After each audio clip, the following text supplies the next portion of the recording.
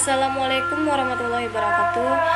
Saya Astiandini dengan NIM 2330106004. Nah, di sini saya akan membahas soal-soal statistika. Selamat menyaksikan. Baik, di bagian yang pertama ini kita akan membahas tentang pemusatan data, di mana di sini ada 3 soal, yaitu akan menentukan min, median, dan modus dari data kelompok. Nah, untuk yang pertama yaitu kita akan menentukan mean atau rata-rata dari data kelompok tabel distribusi yang ada di sini. Nah, untuk menentukan mean atau rata-rata ini, kita dapat menggunakan rumus X bar sama dengan sigma FI dikali XI per sigma FI. Nah, FI ini adalah nilai frekuensi dari nilai yang ada, sedangkan XI ini adalah nilai tengah dari nilai tersebut. Nah, di sini kita akan menentukan nilai tengah terlebih dahulu, di mana untuk menentukan nilai tengah ini kita dapat menggunakan rumus, yaitu batas bawah ditambah batas atas lalu dibagi 2. Untuk yang bagian yang pertama yaitu 20 ditambah 24 dibagi 2 ya sama dengan 22. Selanjutnya sama seperti yang awal, yaitu 25 ditambah 29 dibagi 2 yaitu 27. 30 ditambah 34 dibagi 2 itu 32. Selanjutnya 35 ditambah 39 dibagi 2 itu 37. Nah, untuk 40 ditambah 44 dibagi 2 42. Dan yang terakhir 45 ditambah 49 dibagi 2 itu adalah 47. Nah, setelah kita dapat menentukan nilai dari XI atau nilai tengah ini, maka langkah selanjutnya kita itu mencari nilai FI dikali XI, di mana kita akan mengalihkan frekuensi dikali dengan nilai tengah.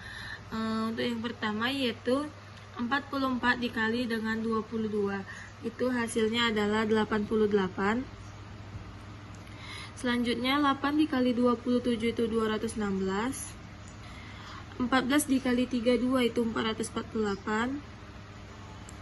12 dikali 37 itu 444. 10 dikali 42 itu 420. Dan yang terakhir 2 dikali 47 itu 94. Nah, setelah kita menentukan nilai FI dikali XI nya, langkah selanjutnya itu kita menjumlahkan semua dari nilai ini untuk menentukan sigma FI dikali XI, yaitu kita jumlahkan terlebih dahulu. Nah, jumlahnya itu semua ada 1710.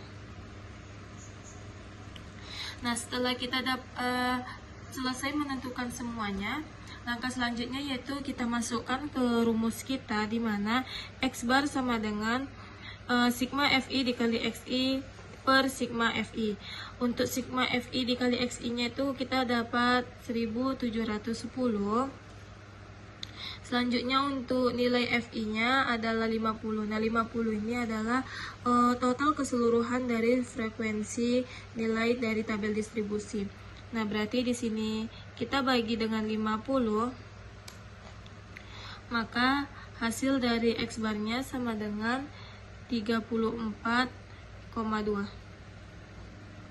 Nah, jadi mean atau rata-rata dari tabel distribusi tersebut yaitu 34,2.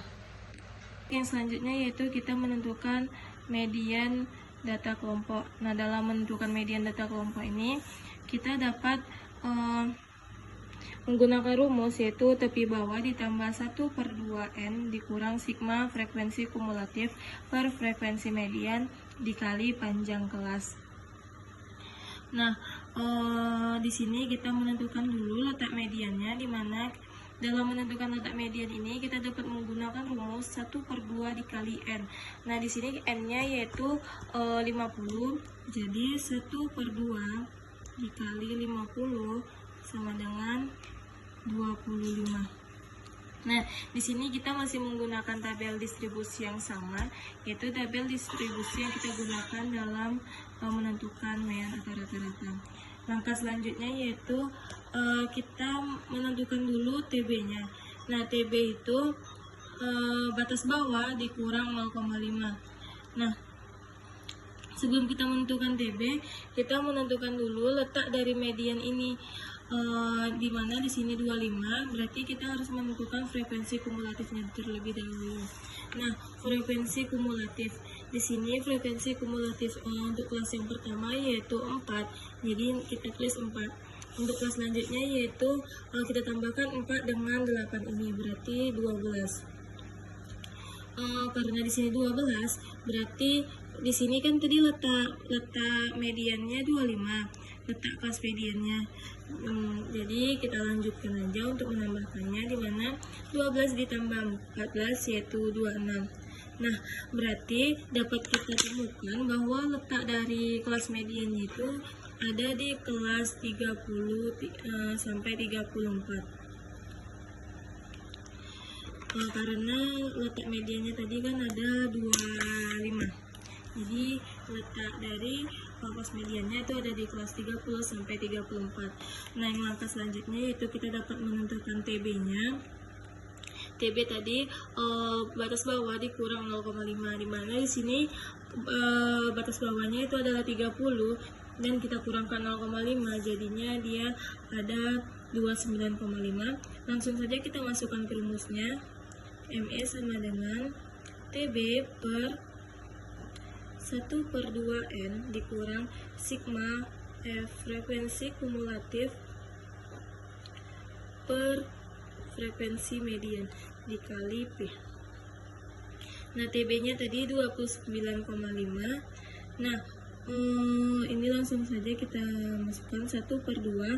N ini tadi kan sudah kita bagi di sini, berarti yang kita masukkan yaitu angka 25 dikurang frekuensi kumulatif sebelum dari frekuensi kelas median. Jadi di sini frekuensi kumulatif sebelumnya itu adalah 12. Nah, di sini berarti kita kurang dengan 12 per. Nah, di sini baru kita masukkan frekuensi dari kelas median, dimana frekuensinya itu adalah 14, berarti kita bagi dengan 14, kita kali dengan panjang kelas. Nah, untuk panjang kelasnya ini kita hitung panjang kelas dari 30 sampai 34 itu ada berapa. Di sini panjang kelasnya yaitu adalah 5. Nah, jadi langsung saja kita cari 29 kurang 1/2 12, berarti 25. 12 itu adalah 13 per 14, kita kalikan dengan 5. Selanjutnya 29,5. Nah, di sini langsung kita kalikan dengan 5-nya, berarti 65 per 14.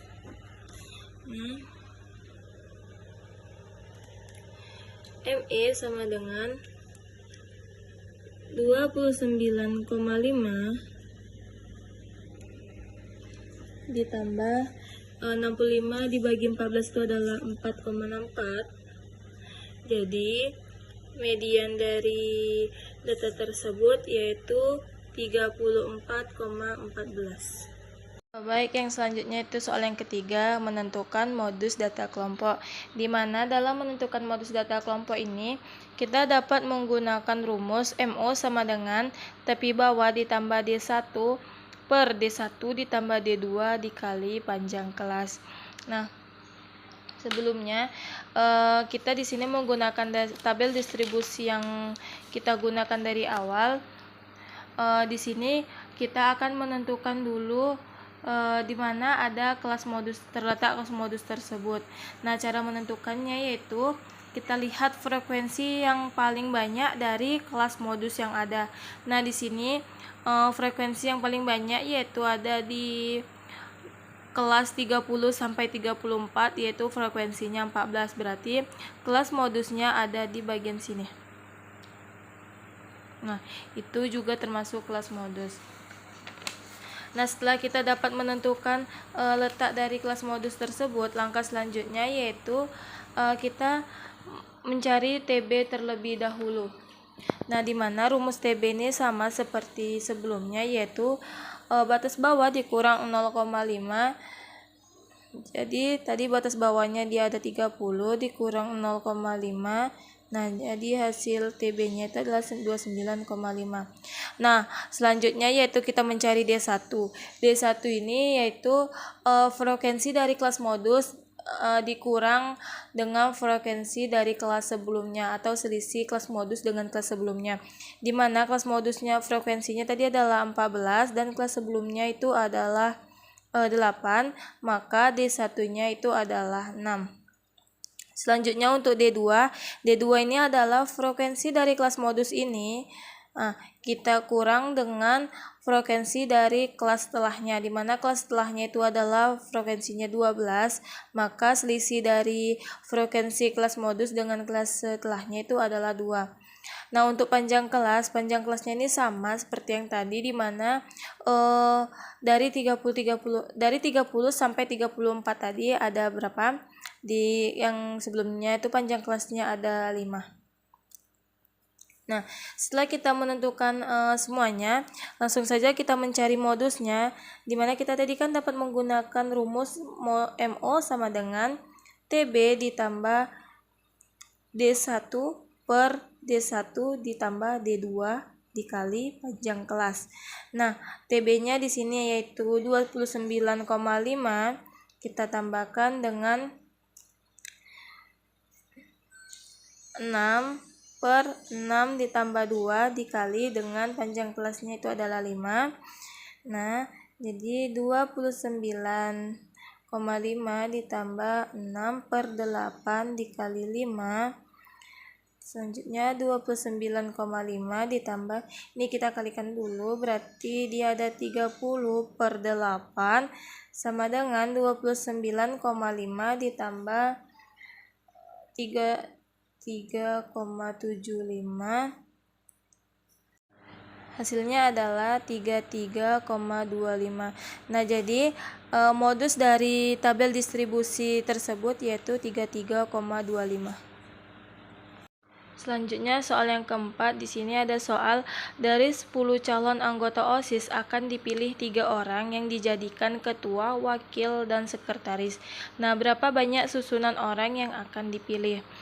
Nah, di sini kita menggunakan rumus permutasi, di mana rumus permutasi yaitu P N R sama dengan N faktorial per N dikurang R faktorial.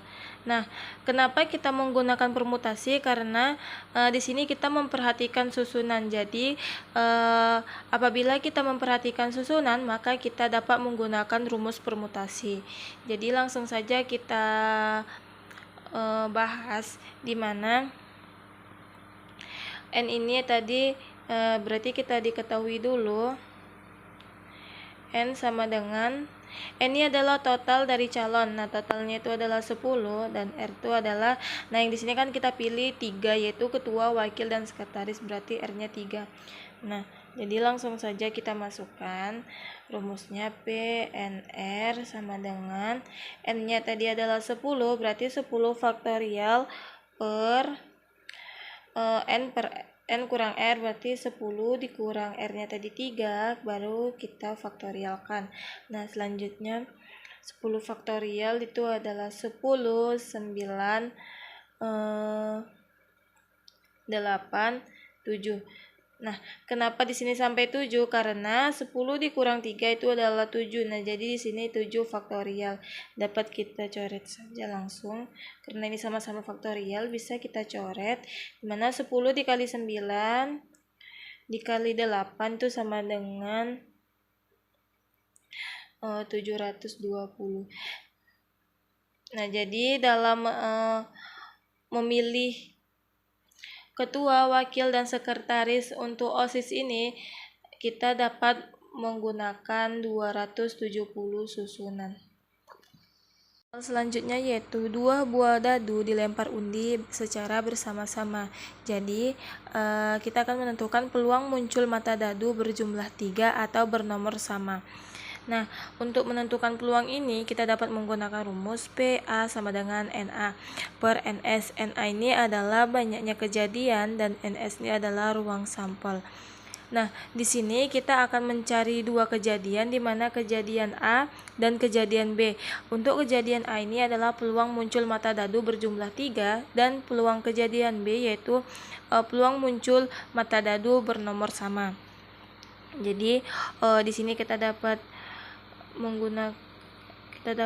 tandai dengan NA yaitu kejadian A. Kejadian A ini adalah muncul mata dadu berjumlah 3. Nah, karena ini 2, jadi muncul mata dadu berjumlah 3 tadi ada 2. Selanjutnya NB. NB ini adalah mata dadu yang bernomor sama. Untuk mata dadu yang bernomor sama itu ada 6. Dan NS. NS ini adalah ruang sampel. Nah, ruang sampel dari mata dadu itu ada 36. Nah, setelah kita tentukan semuanya, langsung saja kita cari atau kita masukkan ke dalam rumus, yaitu untuk kejadian yang A, PA sama dengan NA per NS. Jadi kita masukkan NA-nya tadi ada 2, per NS-nya ada 36. Nah, selanjutnya untuk yang kejadian kedua yaitu kita tandai dengan PB. B ini adalah kejadian yang kedua. Rumusnya NB per NS. Nah, NB atau kejadian kedua itu ada 6, berarti 6 per 36. Nah, setelah kita tentukan peluang kejadian A dan kejadian B-nya, langsung saja kita gabungkan itu dengan menggunakan rumus P sama dengan A gabung B itu sama dengan peluang kejadian A ditambah dengan peluang kejadian B.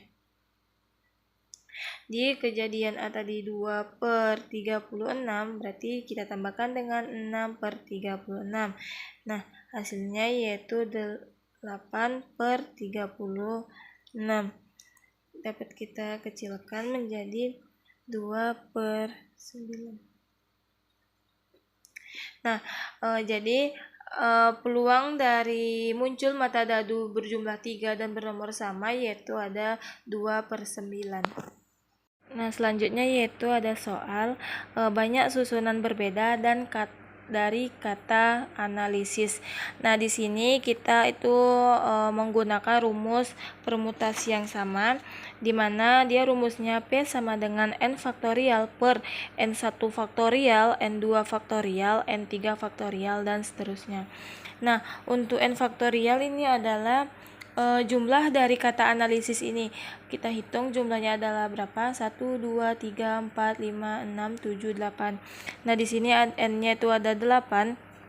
Dan untuk N1 faktorial, N2 faktorial ini adalah jumlah dari kata yang keluarnya itu sama. Di sini dapat kita lihat kata untuk huruf A. Huruf A itu ada 2 yang keluar. Selanjutnya untuk huruf I juga ada 2. Selanjutnya huruf S juga ada 2. Di sini kita hanya menghitung angka yang huruf yang sama keluarnya. Jadi langsung saja kita masukkan ke rumusnya, yaitu P sama dengan N faktorial per N1 faktorial dikali N2 faktorial, N3 faktorial. N faktorialnya tadi adalah 8 faktorial. Selanjutnya 2 faktorial, 2 faktorial, 2 faktorial. Selanjutnya 8 faktorialnya berarti 8, 7, 6, 5, 4, 3, 2 faktorial. 2 faktorial, 2 faktorial, 2 faktorial. Bisa kita coret saja. Ini 2, 2, 2. berarti 8 dikali 7 kali 6 kali 5 dikali 3. Hasilnya adalah 5040. Nah, jadi banyak susunan yang berbeda dari kata analisis itu ada 5040 cara. Yang selanjutnya yaitu berapa banyak cara menyusun huruf A, B, C pada susunan melingkar. Nah, di sini kita menggunakan rumus permutasi siklis. Kenapa permutasi siklis? Karena di sini kita akan menentukan susunan huruf ini dengan susunan melingkar. Nah, jadi rumus permutasi siklis ini yaitu N dikurang 1 faktorial. N ini adalah jumlah dari huruf yang akan kita susun. Nah, di sini jumlahnya ada 3, berarti N-nya 3. Nah, setelah kita cari N-nya, langsung saja kita masukkan ke rumusnya, di mana PS sama dengan N dikurang 1 faktorial. N-nya itu adalah 3 dikurang 1 faktorial, berarti 2 faktorial. Sini 2 dikali 1 sama dengan 2. Nah, berarti di sini dapat hanya dapat menggunakan 2 cara dalam menyusun huruf ABC pada susunan melingkar. Nah, dapat kita buktikan dengan gambar di bawah ini, di mana di sini ada 2 perbedaan gambar. Untuk yang pertama yaitu ABC, CAB, BCA. Nah, kita ketahui bahwa yang 3 ini itu adalah letak yang sama apabila kita lihat dengan arah jarum jam. A, B, C, A, B, C, A, B, C. Nah, mereka adalah satu cara yang sama. Selanjutnya itu untuk yang kedua. Yang kedua ini adalah cara yang berbeda dari yang pertama, di mana kita dapat melihat apabila kita lihat dengan arah jarum jam, di sini kita dapat lihat yaitu ACB sama seperti yang disebut ACB, ACB. Nah, berarti dari 3 ini mereka adalah menggunakan cara yang sama. Nah, jadi dalam menentukan huruf ABC pada susunan melingkar ini, kita dapat menggunakan 2 cara sama seperti hasil yang kita cari sebelumnya. Baik, selanjutnya kita akan membahas bagaimana cara mencari jangkauan banyak kelas dan panjang kelas. Nah, karena sebelumnya kita tuh banyak yang lupa bagaimana cara mencari jangkauan banyak kelas dan panjang kelas. Jadi di sini akan kita pelajari kembali, di mana dalam mencari jangkauan ini kita dapat menggunakan rumus. Nah, sebelumnya kita mencari dulu nilai N-nya. N dari ini semua itu adalah 48. Jadi di sini N-nya adalah 48. Nah, setelah itu kita cari cara mencari jangkauan. Nah, cara mencari jangkauan ini kita dapat menggunakan rumus X max dikurang X min. Nah, X max ini angka terbesar hari ini itu adalah 62 dan X min-nya itu adalah 42. Jadi kita kurang 42. Nah, hasilnya adalah 20. Nah, setelah kita dapat menentukan jangkauan X max dan X min-nya, kita mencari panjang kelas.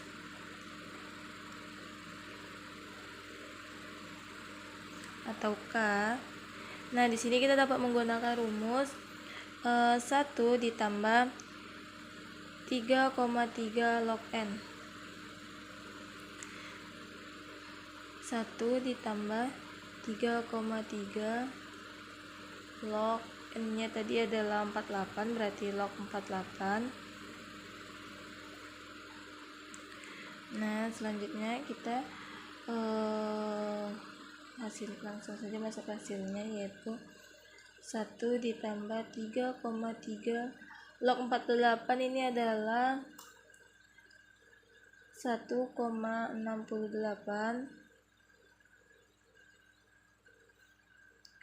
Langsung saja kita jumlahkan, di mana 1 ditambah dengan 5,54. Nah, 5,54 ini adalah 3,3 ditambah 168. Hasilnya adalah 6,54. Nah, biasanya jika hasilnya berkoma seperti ini untuk panjang kelas, kita bulatkan ke atas, yaitu berarti dia menjadi 7. Nah, selanjutnya setelah kita dapat menentukan panjang kelasnya, setelah menentukan banyak kelas, ini banyak kelas.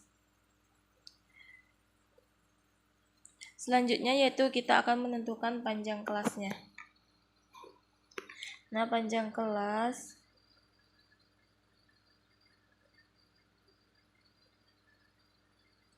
di sini kita dapat menggunakan rumus. Di sini kita dengan simbol P, kita dapat menggunakan rumus J. J ini adalah jangkauan dan K ini adalah banyak kelas tadi. Jangkauannya di sini adalah 20 dan K-nya itu adalah 7. Nah, jadi 20 dibagi 7 itu adalah 2,85. Nah, sama yang seperti sebelumnya, di sini kita bulatkan ke atas, berarti di sini panjang kelasnya adalah 3. Nah, sekian video penjelasan dari saya. Lebih dan kurangnya saya mohon maaf. Saya akhiri. Wassalamualaikum warahmatullahi wabarakatuh.